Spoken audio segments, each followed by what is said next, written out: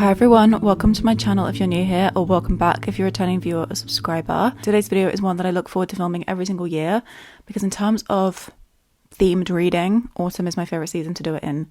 So this is my autumn TBR, my fall TBR, all my books that I want to be reading in autumn, my autumn reading list. This is so exciting. I've got 13 books here that I can't wait to share with you, 13 being both my favourite number and a spooky number, so I thought it was kind of appropriate considering October is kind of the heart of autumn. This is my first video using this little mic. I'm not sure how things are going to go. If the audio sounds the same, that is because it didn't work out and I'm just relying on my camera's mic. But I want to try improving my audio and I feel like this is the first step towards that. Right now, I can't clip this on anywhere, so I'm going to be having to hold it. I feel like I'm a presenter, or I feel like I'm going to break out into song or something like that, but it's not going to happen, don't worry. Now, this TBR is super duper over ambitious. I don't usually stick to my TBRs. I'll read maybe between like half to...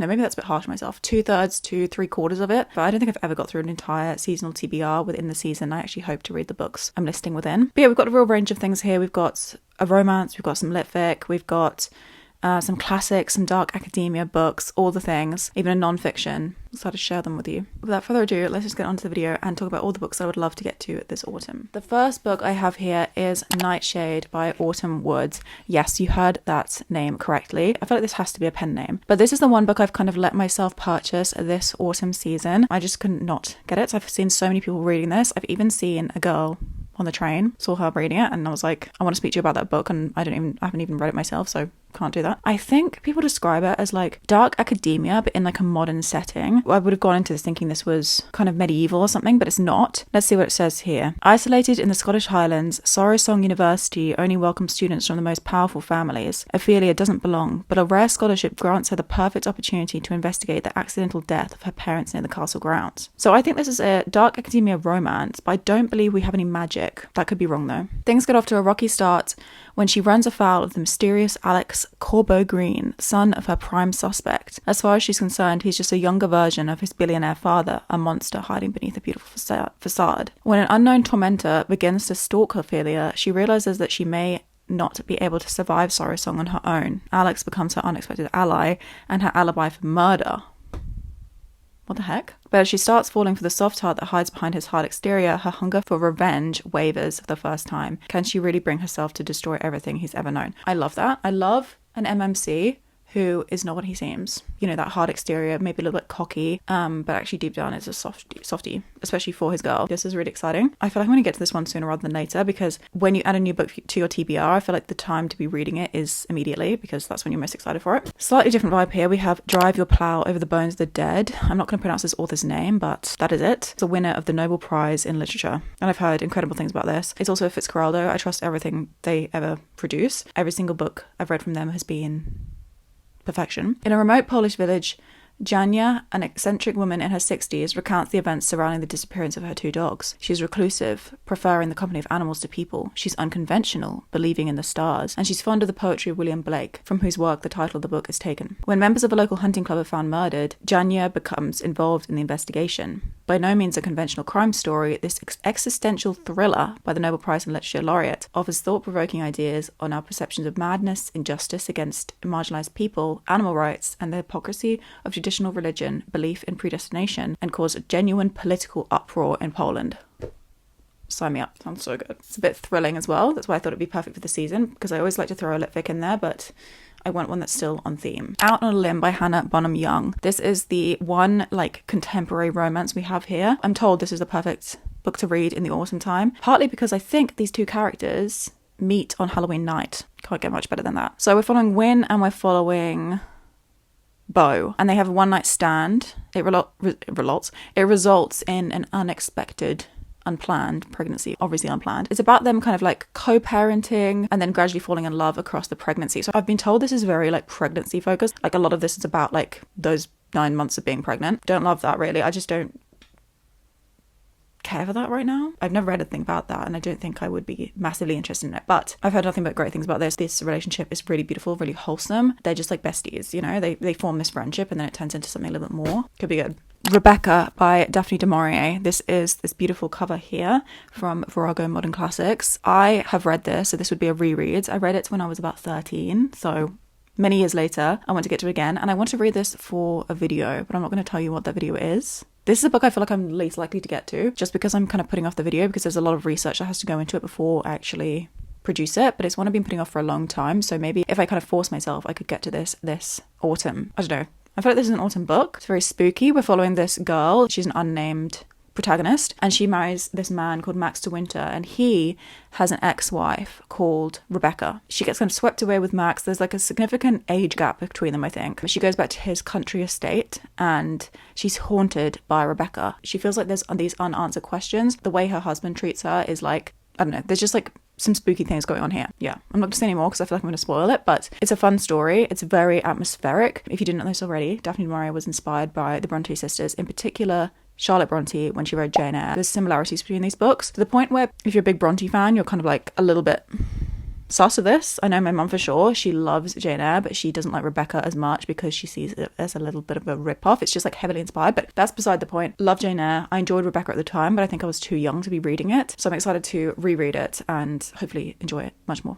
Our non-fiction book is very autumn appropriate, perfect for November. That's because it is The Gunpowder Plot, Terror and Faith in 1605 by Antonia Fraser. So this is a book that I received for Christmas last year. I love Guy Fawkes. It is a very niche interest of mine. I don't know what it is about, but I think it's fascinating, this whole story. There's something going on there that just really intrigues me. And I've never read a non-fiction account other than like internet articles, but I've read fictionalized versions of this story. So I would like to basically delve deeper than a Wikipedia article. This is a gift from my brother. He knew that I'm a nerd. I'm a little bit weird in my love for Guy Fawkes. I don't know what it is about it, but this is just my thing, you know? You gotta hyperfixate on something. And a historical event, I feel like that's not a bad thing. But yeah, that is, if you don't know, 5th of November. Remember the 5th of November. Bonfire nights. It's a thing we celebrate here in the UK. Very weird, if you ask me, us celebrating it. I think that's very odd, but I'm not going to get into that. I might talk about that more if I read that book and I can give you a wrap up on it. I am so excited for this next book. I talked about it a lot with Lucy, and then I saw it in the bookstore. It was like £11 for a paperback. I was like, absolutely not. And then I saw it in the works like a few weeks later, picked it up for myself. She was reading it when I met her in person. She was loving it at the time. She kind of like encouraged me to pick this up because this was on my radar, but I was a little bit unsure about it. Let's just hurry up and show you. This is Phantasma by Kaylie Smith. So this is, to me, an adult version of Caraval. I love Caraval. So that both draws me into the story and puts me off because I don't like when people just copy, as we've been talking about with Rebecca. I'm making that Rebecca thing sound way more deep than it actually is. I see the similarities, but I don't take personal offense. Yeah, so this sounds like Caraval, but darker. So like a little bit more of like an adult version of Caraval. The stakes are kind of not much higher, but like this is a darker book, and I also think it's quite spicy, and that is another thing that's kind of putting me off. We'll see. So this is following Ophelia. Ophelia? This book's main character was called Ophelia too. That's very strange. Following Ophelia, his sister disappears, and the only way to save her is that she must enter Phantasma, a deadly contest inside a haunted mansion, and claim its prize, a single wish. And while she's there, she meets Blackwell, very similar to Legend. That's what he's seeming like from the back of here. But I love Caraval. I love something like a little bit spooky, a little bit gothic. We're going to get all of that rolled into one. I actually already own book 2 as well, which might have been a foolish decision, but I want to read this first one and see how I find the series. Nobody will be surprised to see this book here because it's been on every single TBR I've made for the past like 3 years. Dracula by Bram Stoker. So I read this book in 2023. I started reading it, I should have said. I was really enjoying my time with it, but I was reading it via audiobook and I was like, there's so many good quotes here. I'd love to be physically reading this so I could annotate it. And then my brother bought me a physical copy even. And it was getting to the end of spooky season. I was like, I want to be reading this book like at the peak time to be reading Dracula. So I DNF'd it, but like a soft DNF. I tried to get to it last year, but I spontaneously booked a trip to New York and things just didn't align with like, I kind of ran out of time once again within spooky season. So this year is the year we read Dracula. This book is 100% getting read, and if it doesn't, I will frankly be embarrassed. So yeah, Dracula, following the vampire Dracula in Transylvania. I could not be more excited. I'm sure I'm going to enjoy that book to some degree. Another classic here. We actually have a little run of classics. This is The Two Towers by J.R.R. Tolkien, the second book in the Lord of the Rings trilogy. I read book 1, The Fellowship of the Ring, in spring, and I very much enjoyed it, so I gave it 4 stars. My brother bought me this one for my birthday. We are buddy reading the series together, but I'm yet to pick this up because he accidentally bought it for me in the wrong edition. So I'm actually going to sell this one. That's the reason why it's still in the shrink wrap, and I'm going to purchase one to match my first book, and then I will be reading the second book in the Lord of the Rings series. I love this series. It is just the beginnings of fantasy. I feel like as a fantasy reader I have to be reading it, but thankfully I've had a really enjoyable time doing so. I know that some people don't get along with it. They think it's a bit kind of like meandering and there's too much traveling and descriptions of nature and things like that. Not enough plot, but I really like the characters. I like how kind of gentle it is, and I like the heart of the story, like the truth of what it's trying to get at. I'm a fan, so excited to continue the series. And I know that my brother is chomping at the bit. He like can't wait, so I need to hurry up for him. Okay, last classic we have to mention here. This is Frankenstein by Mary Shelley. So this is a book that I would have ideally not want to have read in the same year that I read Dracula, or the same couple of months that I read Dracula, but I really want to see the Guillermo del Toro version of this that's coming out, I think, when is it? Beginning of October, beginning of November? Either way, I thought that I could read this just before that. We'll see if I have time for that. So I could go and see that film in the cinema, because I've never seen an adaptation of Frankenstein, and I want to have read the book before I do that. I have this beautiful painted edition. This is by Harper Muse, and it is stunning. I bought this in TK Maxx actually. I got it for like £7, which was such a bargain. We'll see whether I get to this or not. I wouldn't be massively surprised if I didn't get to it, but I also feel like I would be kind of disappointed that I didn't get to it. So we'll see what goes on there. Basically, it will depend on how quickly I can get through Dracula and if I have enough steam to be fitting another classic in me. So I also do actually think that I might prefer Frankenstein over Dracula, just to do with the themes that I think are in here. I don't know. My Dark Vanessa by Kate Elizabeth Russell. This is a book I've had on my TBR for a long time. I've had on my physical TBR since 2022 when I bought it in Australia. I much prefer this cover over the UK editions, so that's the reason why I decided to purchase it over there. But the thing is with this is that a black and white face, a black and white photograph on a literary fiction book equals sad for me. You know, let's think about other books like that. The End of Loneliness, A Little Life. This terrifies me, and for good reason, I believe, because this is following this girl, Vanessa, in the year 2000, has a relationship with her English teacher, Jacob Strain. In 2017, in the rise of the Me Too movement, she reflects back on that relationship, which she originally looked on through like rose-colored glasses, as though what she experienced with this man was love. But 17 years later, she begins to question her experiences. This is obviously meant to be a heartbreaking read, layered and complex, and I think it's meant to really kind of tear at your heartstrings while also making you aware of the facts of a situation like that, the fact that it was abuse. Yeah, I don't know why I chose to pick this up this season. I just have been drawn to it, I guess. I also have had it on my shelves for a long time, so I'd love to get it off them and onto my proper shelves, my red shelves. But yeah, we'll see how I get on with this. Apparently it's just an extremely difficult read, and I don't say that lightly. I've heard people, not just them seeing the subject matter and being like, yeah, this was a difficult read, but like they actually struggled to get through, and they found it quite triggering, despite thankfully not having experienced anything like Vanessa has. We'll see how this is. We'll see whether I get to it as well. By the way, I should say, if any of you are interested in reading vlogs for any of the books that I mentioned in this list,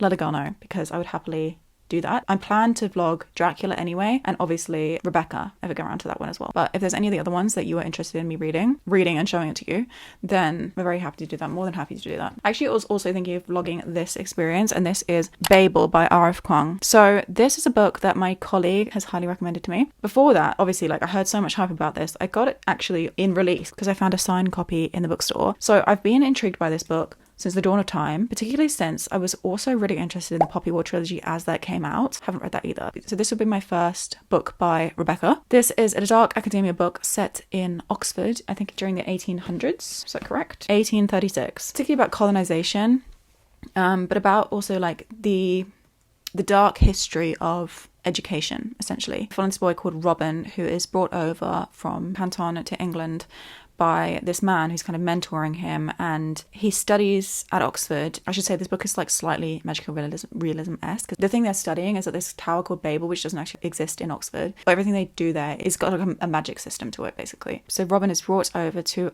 Oxford to study, and I think this is just incredibly layered and nuanced, and I think that it will give me that kind of like dark academia thing that I love, but also touch on some much deeper, more important themes. I think on the face of it, it seems like just a fun dark academia story, but beneath it, there is a lot more going on. Those are my favourite kind of books. Okay, now 2 more books that I have to mention here, and these are both ebooks, so I will be putting them on the screen because I don't have them physically. They're both on my Kindle. So the first one is Lady Macbeth by Ava Reid. This is a retelling, of course, of Macbeth from Lady Macbeth's perspective, Macbeth being the Shakespeare play, if anyone's unaware. I really enjoy Macbeth. It's one of my favourites, if not... Actually, no, I think it is my favourite of Shakespeare's that I've read. I studied it when I was 15, I think. I had the best time doing so. Maybe I was younger than that. It might have been like 14. Anyways, yeah, I just think this is beautiful. Like, the cover is definitely drawing me in, but I've also heard a lot of great things about Ava Reid's writing, and I'm excited to give it a go. So that's the first one. The second one on my Kindle is The Knight and the Moth by Rachel Gillig. So I never read The Shepherd King Duet, but I heard so many good things about that. And actually I was kind of uninterested in reading it for a reason. I don't even know what the reason was. But this book, immediately I was like, I have to read that. It is obviously beautiful, but it also sounds incredible. We're following this woman. She is a diviner. It's meant to be very, very gothic, very kind of eerie and spooky and like mist cloaked, but also a very like romantic fantasy book. I feel like I'm going to be very disappointed if I don't enjoy this, but I feel like I'm going to. The MMC is a knight. We've got a gargoyle in this. Like, it's all happening. The vibes are already immaculate, so hopefully the storytelling pulls through, because I'm already like 50% of the way there. I just need to be sold it by the author, basically. So we'll see how that goes, but that is also on the TBR. So there you have it. Those are the 13 books that I'd like to get to throughout the months of September, October and November. I hope you enjoyed this video. I hope the audio has been okay. I'll have to see in editing, but fingers crossed. If you enjoyed this video, give it a thumbs up to let me know you did. Subscribe if you'd like to stick around and see more videos from me. Yeah, let me know if you'd like to see any of these books in a reading vlog, because I'm more than happy to do that, like I said earlier. Thank you so much for watching. Thank you so much for being here. Sending my love to you from here to wherever you may be in the world. Bye bye.